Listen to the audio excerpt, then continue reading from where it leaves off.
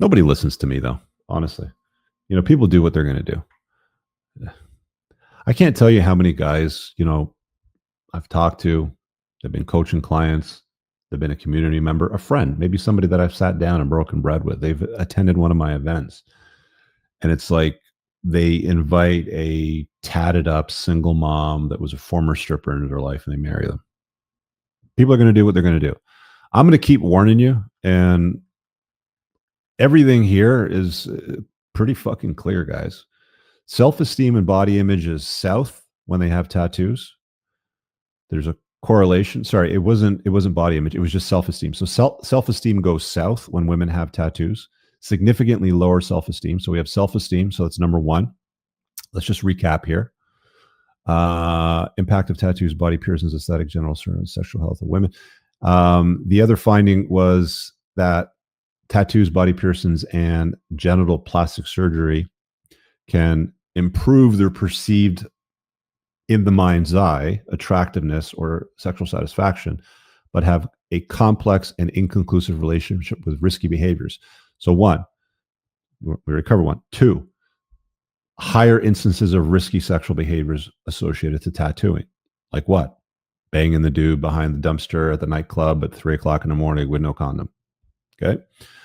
That would be an example of it. And then there was the numbness one, alexithymia in people with tattoos. So that's the third one. People that have tattoos basically are numb in life. There's a correlation between these two mechanisms for sure. The next one was association with childhood abuse. So where are we at? 3, 4? We're at 4 now. So there's a strong association with childhood abuse, neglect, and piercings. What was the other thing that they said popped up here? Emotional, physical, sexual abuse, emotional, and physical neglect. So these are all significantly higher in women that you meet that have tattoos. Okay, so let's keep going. So that's the fourth one. What's the fifth one? Perception, prevalence, and correlation of tattoos and tattoo regret. People don't perceive you or don't hold a higher opinion of you for your visible tattoos. In fact, they hold a lower opinion. As I stated, when I was doing hiring, I would often just pass over anybody with visible tattoos, neck tattoos, the women that had like tattoos on their hands and stuff like this, like the sleeve that kind of went all the way down to the hand. They couldn't cover it. The big rose, it's one of the things they were talking about. Like, what do they call it? Floral tattooing or planteus tattooing or something like that. Whatever it is, it's trash.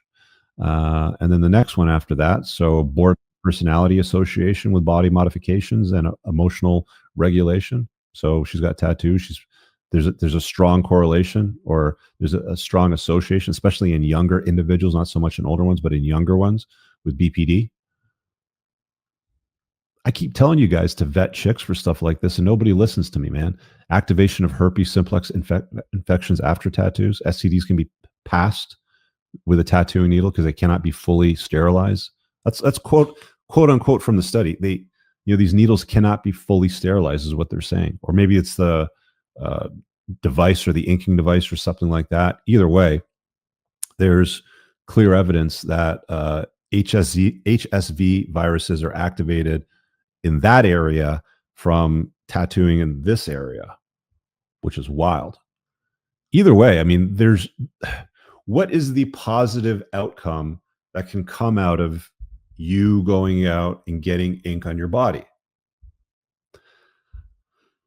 These are all studies that they did, with the exception of one, which included men. These are all mostly studies that they did with the association between tattooing and women.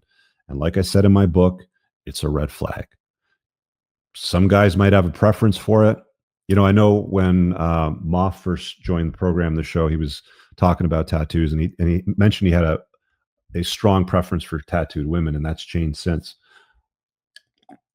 But I think that some guys might want to get over that fetish. I don't know if it's a fetish, but might want to get over that preference if you want peace in your life, because it's very clear to me on this alone, on this one red flag, that you would not want to invite a chick with tattoos into your life on a permanent basis, because she's going to bring more baggage than a chick without tattoos. BPD, potentially STDs, childhood trauma that's unresolved. You go right down the list. Go back and watch the whole video in detail. If you're just tuning in now, I'm not going to keep talking about it, but chicks without tattoos are better than chicks with tattoos. Bottom line. That's a TLDR if you're just tuning in now. That's it. Just stay away. The only acceptable tattoo, in my opinion, she gets your name tattooed on your body just to show the commitment. That's it. And it's private. It's not on her forehead or her shoulder or something like that. It's in a bikini line, bathing suit line, something like that. Just as an expression of her commitment for you. That's it. That's it. Nothing beyond that ever. I mean, I talked about the tattoo test in my book. You guys can go check it out, but we'll move on from here. All right, guys, I really hope that you enjoyed that clip. If you want to check out the full-length podcast episode, you can find that right over here. Also, make sure you visit my website over here where you'll find my supplements, the opportunity to book me privately one-on-one for coaching, and most importantly, my new School of Unplugging, which you'll find on the courses tab. Newer to the channel, hit subscribe.